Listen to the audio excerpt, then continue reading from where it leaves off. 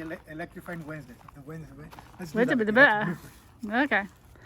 Back it up, back it up, back it up, back it up. Okay. All right.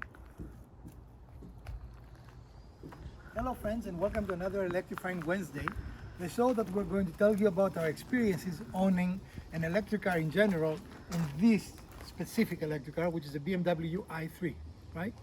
We have owned this vehicle for a month now, so we can give you some insight when it comes to how the vehicle performs, what challenges we've had, anything relating to the car, right? So stick around and we'll tell you if you should buy an electric car or if you shouldn't buy it. We've driven this car virtually every day, right? And we have charged it most nights. And we both have driven the car, both me and Mrs. Wizard, right? Yep. And we usually drive it, whoever needs to go a further distance, or when we drive together, we've been driving this car, with very few exceptions. Saving lots of gas, meaning all of the gas. Now, what we have found intriguing, the car charges overnight. We have had zero problems with that, have we? I mean, you know. No, but I mean, depending on how far we drive it and what time of day we return, depends on, you know, how charged it is by the next morning. But we never had faced a range issue. Nope. We've never got stranded in the side of the road, you know. We haven't had any of that happen at all. Have you had your range extender come on yet? No, which is something I'm trying to do, but Right. in the same token, I don't want to discharge the battery fully, so I might do that after I turn this into European specs, because you have more control of the range extender. The way this car is sold in the United States, they've made some adjustments which really make zero sense to me. One of them is that instead of 2.4 gallon tank that it has for the range extender, it only recognizes 1.8 gallons, and then at 1.8 gallons tell you you're out of fuel, right? You can change that back to European specs, which is what I'm trying to do. And also, in the American specs, you cannot really control the range extender. It comes automatically, you do nothing. In the European specs, you have full control over it. You know, you can tell it when to come on, when to go off. So that's something that happens in the future, so we cannot talk about it. The things I can talk about it, this car totally spoils you when it comes to torque. It totally spoils you, right? In fact, the other car we have, the CC, is a fairly spirited sports car. But after you drive this car, it feels anemic almost, right? Yeah. I mean, the CC will get a higher final speed, but it cannot out-accelerate this. In fact, I found out that this car cannot be out-accelerated for virtually nothing out of an assembly line. It has the fastest acceleration. So what has been your experience, Mrs. Wizard? No, it definitely has get up and go when you need it, at a moment's notice. So it's been very helpful to get out of the way of a semi-truck on the highway, for example. You know, Dr. Wizard and I do a little bit of different type of driving. So I use the Eco Pro feature, And I use which the Comfort. gives me more range because I'm not using as much energy to go the same distance. And that limits you on the speed on the highway. But I mean, it's 75, so it's above, you know, the speed limit anyway. Right. But I have found on one occasion that somebody was coming at me probably about 80 or 85, and I was trying to get out of the way and I couldn't because I was an Eco Pro. So, you know, just watch out for that. But otherwise, I find it very, it teaches you a lot, right, on how to drive carefully and think about how you're driving and where you're going, but also the amount of energy you're consuming to get there. Absolutely. And it does a very good job estimating its range, right?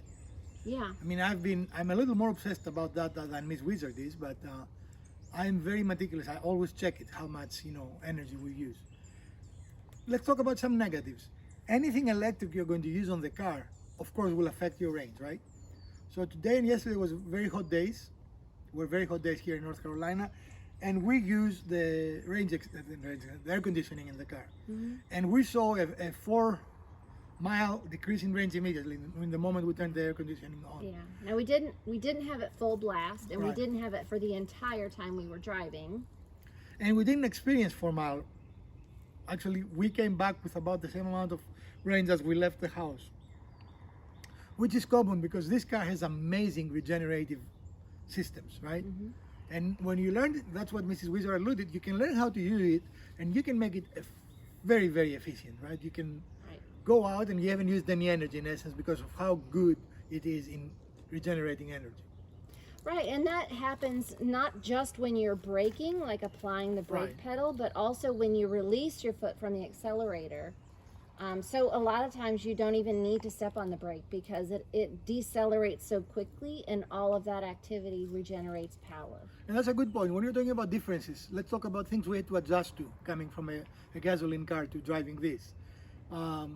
You can drive this car with one pedal in essence, right? Just with the gas, because when you release the gas, the car is immediately start generating power, which robs it of speed, right? It doesn't really brake. It just transforms kinetic energy into electric energy. This takes a little used to because we're used to let off the gas and just coast in a gasoline car. These will start decelerating, right? Yeah, pretty rapidly actually. Yes, it does a very good job. But in the process, when you drive it in city, you can really generate a lot of energy back. In the highway, it is not as common that you regenerate a lot of power. Right. And we do find ourselves going a shorter distance that would take longer time just because it's so much more efficient when you're not on the highway going full speed.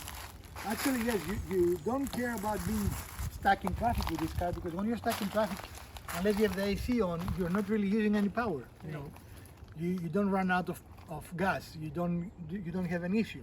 So what do you think is the biggest adjustment you had to make driving this car from a gasoline car? Really, it's about the feel of the car when you're driving. Even getting it into gear is very different the way this one is built. Is And it a bad feeling? The gear shifter is a little, it's awkward at first because it's not where I would expect it to be or how it would feel to me if I was in a gasoline car. To me, it was a little more intuitive because I fly aircraft. You know, in airplanes, when you push the throttle in, you increase the power, and when you pull the throttle out, you decrease the power, which is how this operates, right? You turn it off towards the front and it goes forward, Right. and towards the back and go backwards. But this is not intuitive. All you have done is driven gasoline cars where the shifter or the automatic, what do you call it? Right. The So, and automatic- this car doesn't have either a lever No. or any kind of a stick. It's just almost a dial on the column. Right. Everything is. After a month, we have learned a lot about the car. But what I find amazing is that we do not know everything yet, right? When I buy a new gasoline car, within a week I know everything the car can do. I know all the buttons or the dials, right? On this car, we are scratching the surface. One of the things that it has that it is really amazing that I really like is the safety features. For example, if you do not notice a pedestrian in a walkway, the car will brake itself, right? You will not let you hit it. Or if someone catches in front of you in traffic, the car will brake. Awesome thing. Or if you put it on what is called an adaptive cruise control, you will never have to do anything else. The car brakes and accelerates for you, right? It takes a lot of the work out, and it allows you to have a more comfortable driving experience, even though neither of me or Mrs. Wizard really depend on it, right? Right. In fact, I haven't tried it yet. Have you? Which one? The adaptive. Yeah, it works very well. And not by choice, but you have tried the proximity thing, that the car stopped because someone cut you off. Right. And that works very well. Yeah, and you can adjust that too. Like, how close do you want to be before the car stops you? Yeah. What is your comfort zone? Which is intriguing, right? I mean, how close do you want to get to someone else? And you wanted to say something else, Miss Wizard, about the car? Oh, I just, I really like the seats. They don't, I mean, just looking at them, the way they're kind of configured or contoured, it doesn't look all that comfortable, but they really are. The fabric is great. It's very comfortable for a ride. And, you know, we're not going to go on a 6-hour trip, you know, straight through. So that is kind of one of the worries that you have, is being really comfortable on a long trip. That really doesn't apply here. And again, you know, it is a BMW. BMW is known for its comfort and its, dare I say, luxury, you know? Yeah.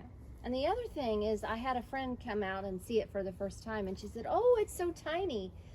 But I said, come take a look. And we walked up to the door, and I opened the doors, and she's like, "Oh my gosh, it's so roomy." Right? Yeah. So the space that you would normally have under the hood is minimized. So the rest of it is cabin space. Correct. And one of the interesting things, of course, we happen to buy the one with the technology package, and we have a lot of technology, which I'm much more excited than Mrs. Wizard is because she doesn't care much. She wants to go from point A to point B, you know. I care about gadgetry. Definitely, that's an understatement. So, any regrets for purchasing this Not so far. after a month, you know, of ownership? Yeah, not so far. We will look into having a higher outlet installed. Right, a faster charge, a level 2 charger. Yeah. All electric cars comes with what's called a level 1 charger, which simply plugs into any normal outlet in your house, and you can charge the car. And for us, we haven't found that to be an issue, but we think we'd like a level 2 charger, which charges it in half the time, right? Yeah, that I think would be a plus. We do go back and forth a lot, Mhm. and we don't always have, you know, a full overnight to completely recharge. But again, so. it has never been a problem. It so far. hasn't been a problem, but we've been planning very well, and we Right. do have another car to use if for some reason that we needed to. And that's the thing that you alluded earlier. This car teaches you how to drive smarter, not only on the highway, but how you plan your trips, right? Mhm. So I so far have enjoyed the ownership of this vehicle, and we hope you enjoyed these little episodes. We're going to try and give you both the good, the bad, and the ugly of owning an electric car. This is our first electric car, and so far I don't have anything negative. How about you, Mrs. Wizard? No, not so far. We're very happy with it. If you find value to this episode, and if you find value in knowing about electric ownership, if you have any questions about owning this car, please tell us below the doodly-da, you know. We'll answer all the questions you post. I would appreciate a thumbs up, and if you didn't like it, you can hit the thumbs down button twice, share, like, subscribe, and let us know what else you might want to watch in our Wednesday series. From Dr. Wizard, Elpida, Mrs. Wizard, and the Urban Homesteading channel, stay safe, friends.